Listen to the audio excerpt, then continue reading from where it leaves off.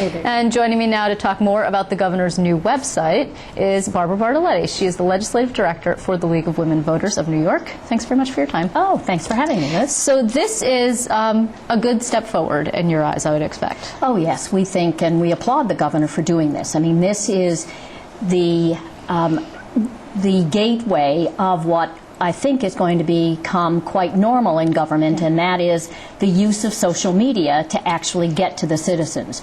And we think it is a great step forward. I've been on the site. I've seen what's coming. I've seen that apparently they're putting up, which I think is a bold step, they're putting up all of what he did in the prior 6 or 8, 9 months as far as travel and who he spoke to. And I think that really does give citizens an idea to know that the government does have transparency. Yeah. And so I think it's a good step forward. However, that said, I think there is still more to be done. Sure. Okay. Let's unpack this for a little bit. For example, Kirsten Gillibrand has been doing this for a long time. I mean, or at least to some degree. You know, she puts out her earmark requests when they were still doing earmarks. She puts out her meetings, and those meetings included, if I remember correctly, and I haven't been on her site for a while, meetings with lobbyists, meetings with labor advocates, etc.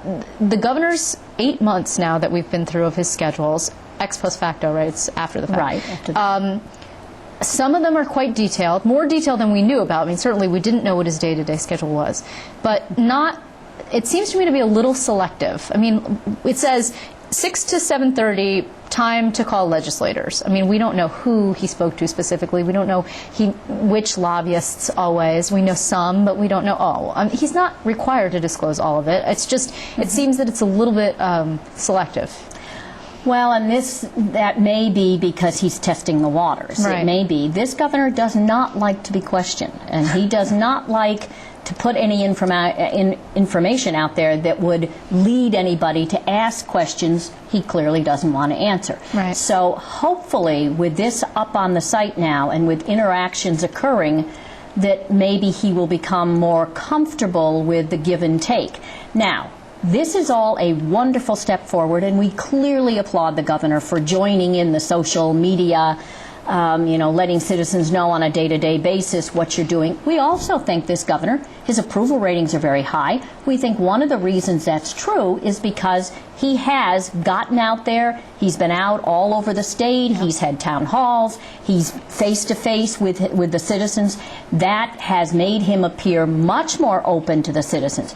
You can't just do that, though, because as well-informed as citizens, and clearly the League wants every citizen to be even more well-informed, you need to have the give and take of the reporters on a day-to-day basis who really their business is to get the hard questions answered and to get that information out to the public. So this does not just, this is a 50 or 60% there kind of idea. Yeah, I mean, there's some interesting things. I was thinking when I first saw this and got onto the site, and I agree, there's a lot of information there. There's a lot of information that can be, manipulated is the wrong word, joined together to create, pieced together to create a story. And I'll explain what I mean by that in a second. But I was thinking of folks who, like my grandmother, who's no longer with us, right. but she couldn't turn the computer on. Right. Okay, she voted. Yes. Right? But she couldn't interact this way. And I think there's a high percentage of folks, I mean, you know this. Oh, very well. And they're not going to get on Facebook or town halls, or I don't even know if they call into those town halls. Most of the voting public, and we know the problem with the 18 to 25, 30-year-olds, we know they're not your highest voting public. We also know that people from 50 to 75, 80, however old you can get to the polls or have someone get you to the polls, we know those are the constant voters. Right. And you're right, those are the people. I'll confess right here on the air, I don't do Facebook.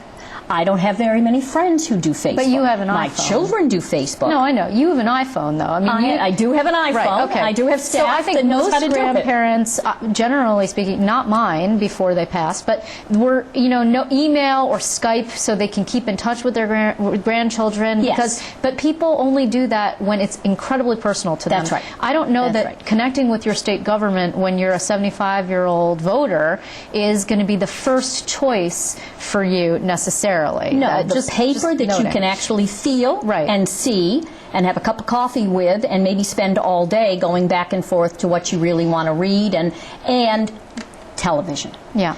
Most people over He does the not do certain television. age are television He does addicts. not. I'm sorry. The No, he governor doesn't. has been repeatedly asked to come on this show. He does not. He does a lot of radio, in one particular market in particular. He has, I believe he called in to a couple of stations during the storm. He's not a TV guy. That's not his choice of media. I don't think this governor wants to be put on the spot. That's and not I his think preferred that's right. operation. That's yes. right. So That's right. to that end, for example, so we go through these schedules, and I see on June 14th the governor took a private plane to a political function. Now, it doesn't say who paid for the private plane. It doesn't say what kind of plane it was. It doesn't say that there was a reimbursement. So an average person seeing that might not think anything of it. I know from past history, Joe Bruno had a problem with private planes that led to an FBI, investigation, and he was subsequently and those slammed of us with who corruption. deal with ethics reform, we Right. are very tuned into that, and we depend on the hard questions you, the reporter, But the only will way to ask. figure out how that worked, as it turns out, it's actually a hedge fund investor who it was an in-kind contribution, that flight, which was, I believe, about in the 8,000 range. That's a pretty expensive little jaunt from Albany to New York and City it and was, back. we assume, recorded somewhere. It was, yes, but only because I asked the press office and they said, yes, it was in kind. Well, who did it? Well, you'll have to go to check the State Board of Elections financial filing. I know where all this is. Does the average voter know where all this No. is? Do they even care that much? Probably not. No, but particularly in this economy, they probably don't. right. But all I'm saying is this provides us with more information, more tools, even from a press side. You made an interesting comment in the Gotham Gazette article, I thought, in which this broke, and I thought that was interesting choice of venue because the Gotham Gazette is a publication that belongs to Citizens Union, if I'm not mistaken. I believe it is. Okay, so that's a good government group that also runs a news site, if you will, and he chose very carefully and selectively that market to break this story in, knowing it would have a very high impact. You said you don't see the governor wandering around the halls of the Capitol. Neither do I. Elliot Spitzer used to do it. I used to see Elliot Spitzer in a Patterson cafe. did it all the time, even blind. Yeah, he did. His father, Mario Cuomo, was not hesitant at all, and I go back that far. He was not hesitant at all about being seen in the Capitol, whether it was press conferences, whether it was in leaders' meetings, and we did have leaders' meetings then. They didn't devolve until a little bit later when Mr. Pataki was in office into the, whatever the theater. Theater. Yes. That's a good word. Right, yes. Good word. But what we noticed, particularly about Mr. Cuomo, was the symbolic measures that he made his first day in office. Yeah, sure. He removed the barriers, he opened the second floor, the Hall of Governors, and then about a month later, closed the legislative office buildings. Right. Now, it has been said that that was because of job problems and they didn't have enough staff, et cetera, et cetera. Baloney. They, I believe, closed the LOB and in essence disallowed citizens to directly impact their legislators, because if you're handicapped, you can't get into the legislative office building.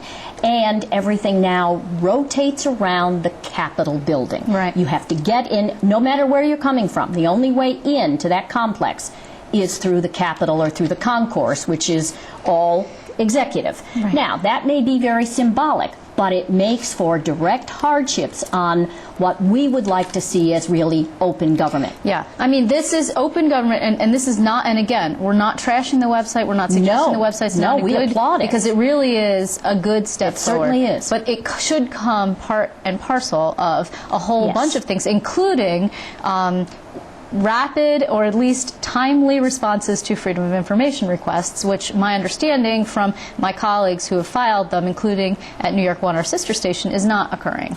Well, there is legislation that has been passed that says it has to be done within a certain length of time. So that would be very disappointing if indeed that wasn't happening. Well, I think that what we're seeing here is management of message, which is something that is actually really an art that a lot of people do at the political level, and this particular administration is really skilled at, and that is positive in one way for the person who sits in the chair, the governor's chair, that is, not this particular chair, is negative for the folks who sit on my side of the aisle. But what is most important is the public needs to be able to interpret what the public policy initiatives and what is going on in government.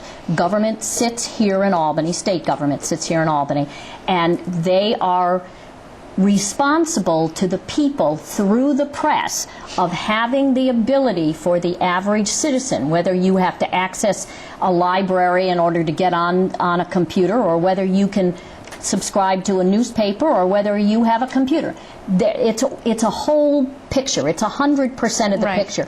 This governor, it would appear, is inching upward from the 50%, and he is out there meeting people, and that's a good thing. But he has to round out that 100% of being truly open government, enhancing transparency by being available to the people that are responsible for making sure the public is well informed. Well, we will be seeing him for his first online chat on this website on Saturday, and I'm sure many people are going to participate, so I'll be interested to hear what your experience is. I'll be on there, and I'm sure you will be. We're really hoping, particularly on the commissioner who is going to talk about hydrofracking, something that my members are very interested in. So it'll be interesting to see the give and take on a particular issue, as well as to watch the governor in a town hall meeting. A developing story. A developing story. I want to thank you, Barb Bartoletti, for coming in. You're very welcome, Liz. Thank you.